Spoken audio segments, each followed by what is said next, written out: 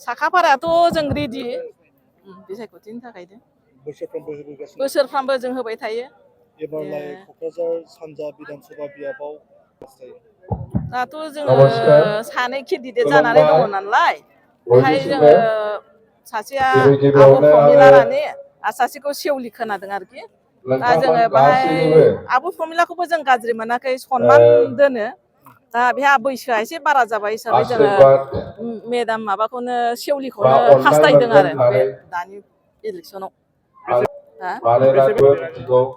आसा बायदियाथ' आसायानो दङ देरहागोन आसाखौनो जों लादों मोजां खामानि मावगोन जों माने मोजां खामानि मावगोन होननानै जोंहा आसा दं आरो सेवलि महिलारियाबो दा एसे फ्रियैनो दङ देहाबो दं हिसाबै मोजां मोनगोन गोदान नालाय बेबो दा बुंस'नो हाया आरो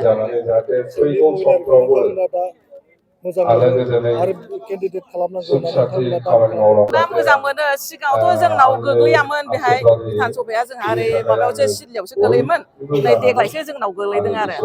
बे सेवलिनियाव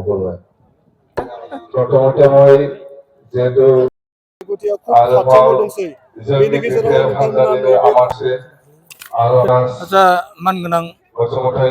चेनेलगिरि नोंथांमोन फैगौ बिसायख'थियाव जोंना दा क'क्राझार समस्तियाव सानै केन्डिडेट जागोन होननानै जों खोनादों बिनि सोमोन्दै आं फंनैसो रायजोफोरनिसिम खावलायहरनोसै खोथाया जाहैबाय जोंहा बारग' प्रमिला रानि ब्रह्म आरो गोदान केन्डिडेट नुजादों एबा खोनादों जोङो दा चेनेलनि सोमोन्दै दा बिथां दानि बे सोलिबाय थानाय हाग्रामा मानगोनां बिथांनि बिसि श्रीमति सेवलि महिलारिखौनो होयोबा गाहाम जागौ नामा बिनिखायनो आं बयनिबो रायजोफोरनि जानानै फंनैसो बिबुंथि हरनाय जाबाय खोथाया जाहैबाय जोंना बारग' प्रमिला रानिया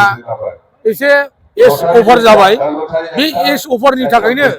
आंनि मोनदांथियाव दा जोंहा सोलिबाय थानाय श्रीजुत हाग्रामा महिलारिनि बिसि एबा वाइफ सेवलि महिलारिखौनो होयोबा सोब गाहाम जागौ आरो बिथाङा रोंगौथिबो दंखायो आरो दा इयं टाइम हिसाबै बिथाङा टिकेट मोनोबा पार्टिनिफ्राय दारायजानो आं बयनिबो जानानै खावलायहरनाय जाबाय जोंना श्रीमति सेवलि महिलारिया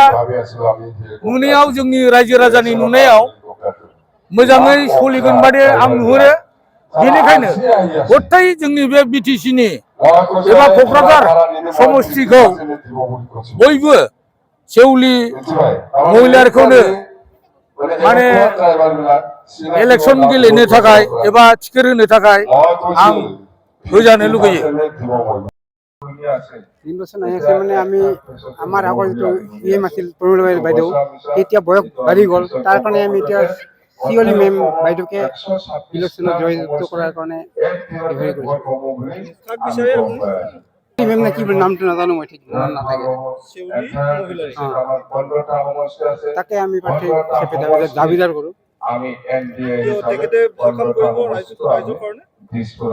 কৰিব পাৰে কাৰণ আগত প্ৰমিলা ৰাণী বাইদেউ ভালে আছিলে এতিয়া বয়স বাঢ়ি হোৱাৰ কাৰণে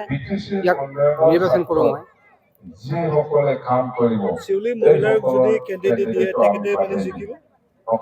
আশা কৰোঁ জিকিব বুলি কৰা যেন লাগে কৰিব বুলি ভাবোঁ মই 100% জিকিবই